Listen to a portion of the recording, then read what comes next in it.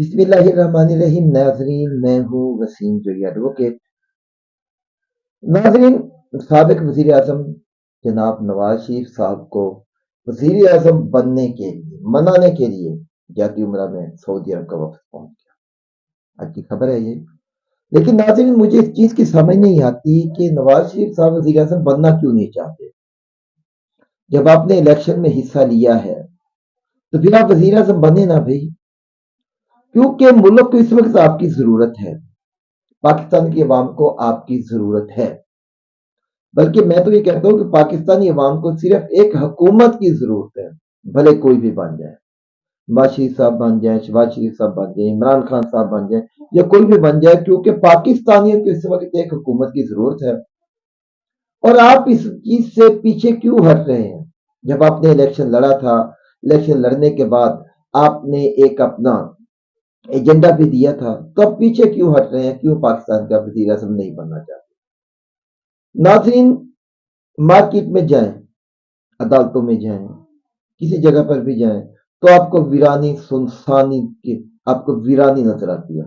بازار سنسان ہے، گاہک موجود نہیں ہے، مارکیٹیں سنسان ہیں، کوئی خریدار موجود نہیں ہے. کیوں موجود نہیں ہے؟ کیونکہ ناظرین، انفلیشن، مہنگائی بہت ہی زیادہ ہو چکی ہے. لیکن پاکستان عوام کدھر جائے؟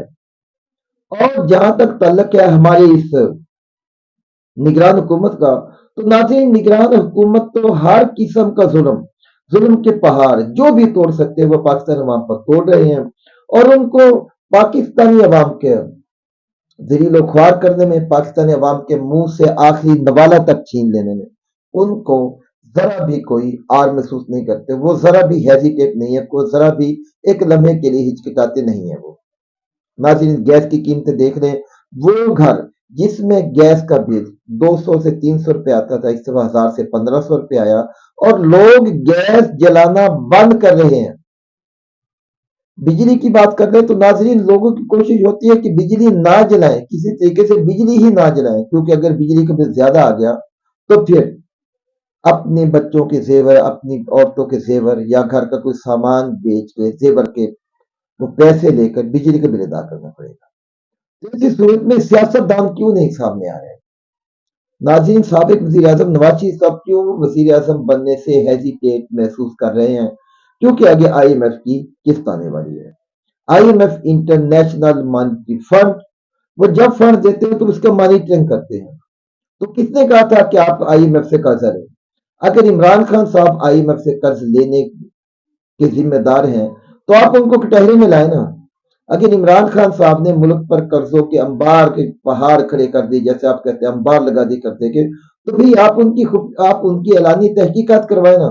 تحقیقات کیوں نہیں ہوتی؟